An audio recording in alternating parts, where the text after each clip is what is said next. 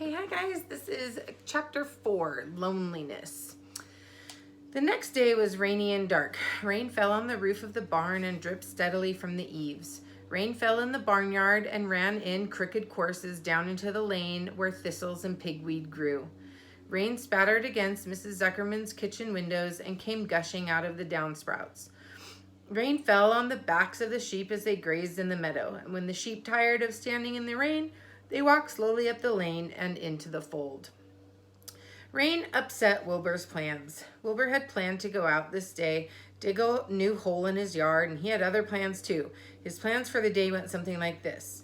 Breakfast at 6:30, skim milk, crusts, middlings, bits of donuts, wheat cakes, and drops of maple syrup sticking to them, potato skins, leftover custard pudding with raisins, and bits of shredded wheat. Breakfast would be finished by 7. From 7 to 8, Wilbur planned to have a talk with Templeton, the rat that lived under his trough. Talking with Templeton was not the most interesting occupation in the world, but it was better than nothing. From 8 to 9, Wilbur planned to take a nap outdoors in the sun. From 9 to 11, he planned to dig a hole or a trench and possibly find something good to eat buried in the dirt. From 11 to 12, he planned to stand still and watch flies on the boards and watch bees in the clover and watch swallows in the air. At 12 o'clock, lunchtime. Middlings, warm water, apple parings, meat gravy, carrot scrapings, meat scraps, stale hominy, and the wrapper off a package of cheese. Lunch would be over at 1. From 1 to 2, Wilbur planned to sleep. From 2 to 3, he planned to scratch itchy places by rubbing against the fence. From 3 to 4, he planned to stand perfectly still and think about what it was like to be alive and to wait for Fern.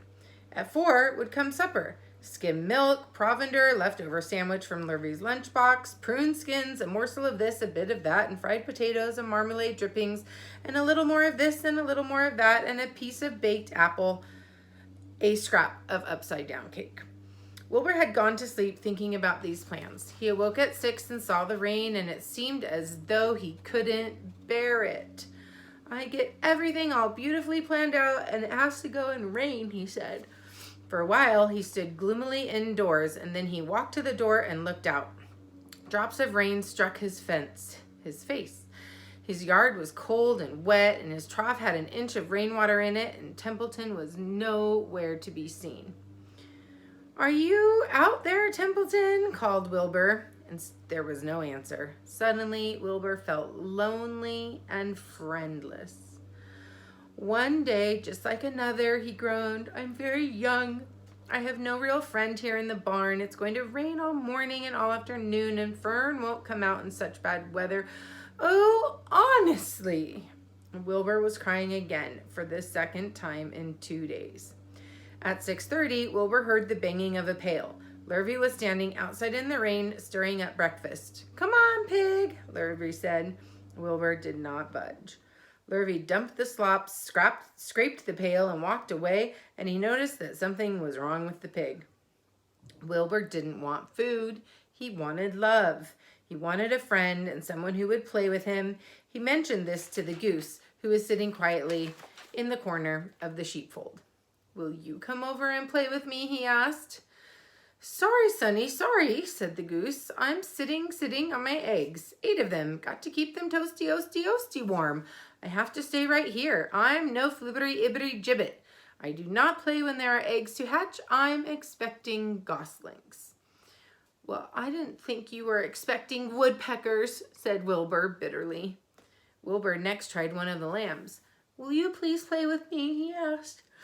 "Certainly not," said the lamb. "In the first place, I cannot get into your pen, and I am not old enough to jump over the fence.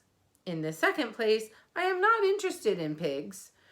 Pigs mean less than nothing to me." "What do you mean, less than nothing?" replied Wilbur.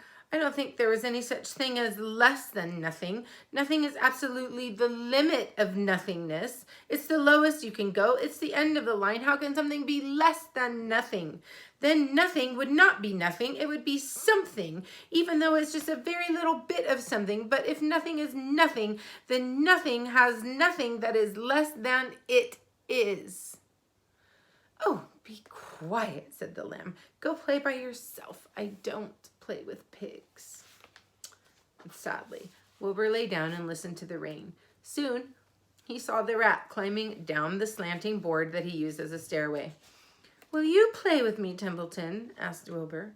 "Play," said Templeton, twirling his whiskers. "Play? I hardly know the meaning of the word." "Well," said Wilbur, "it means to have fun, to frolic, to run and skip and make merry." "I never do those things if I can avoid them," replied the rat sourly. "I prefer to spend my time eating, gnawing, spying, and hiding. I am a glutton, but not a merrymaker." "Oh, sorry. Right now I'm on my way to your trough to eat your breakfast since you haven't got any sense. You haven't got sense enough to eat it yourself." And Templeton the rat crept stealthily along the wall and disappeared into a private tunnel that he had dug between the door and the trough in Wilbur's yard. Templeton was a crafty rat, and he had things pretty much his own way. The tunnel was an example of his skill and cunning. The tunnel enabled him to get from the barn to his hiding place under the pig trough without coming out into the open. He had tunnels and runways all over Mr. Zuckerman's farm and could get from one place to another without being seen. Usually, he slept during the daytime and was abroad only after dark. Wilbur watched him disappear into his tunnel. In a moment, he saw the rat's sharp nose poke out from underneath the wooden trough. Cautiously, Templeton pulled himself up over the edge of the trough. This was almost more than Wilbur could stand. On this dreary, rainy day, to see his breakfast being eaten by somebody else. He knew Templeton was getting soaked out there in the pouring rain, but even that didn't comfort him. Friendless, dejected, and hungry, he threw himself down in the manure and sobbed. Late that afternoon, Lurvy went to Mr. Zuckerman. "I think there's something wrong with that pig of yours. He hasn't touched his food." "Well, give him 2 spoonfuls of sulfur and a little molasses," said Mr. Zuckerman. Wilbur couldn't believe what was happening to him when Lurvy caught him and forced the medicine down his throat. This was certainly the worst day of his life. He didn't know whether he could endure the awful loneliness anymore. Darkness settled over everything, and soon there were only shadows and the noises of the sheep chewing their cuds, and occasionally the rattle of a cow chain up overhead. You can imagine Wilbur's surprise when, out of the darkness, came a small voice he had never heard before. It sounded rather thin, but pleasant. "Do you want a friend, Wilbur?" it said. "I'll be a friend to you. I've watched you all day, and I like you." "But I can't see you," said Wilbur, jumping to his feet. "Where are you, and who are you?" "I'm right up here," said the voice. "Go to sleep. You'll see me in the morning." And that's the end of chapter 4.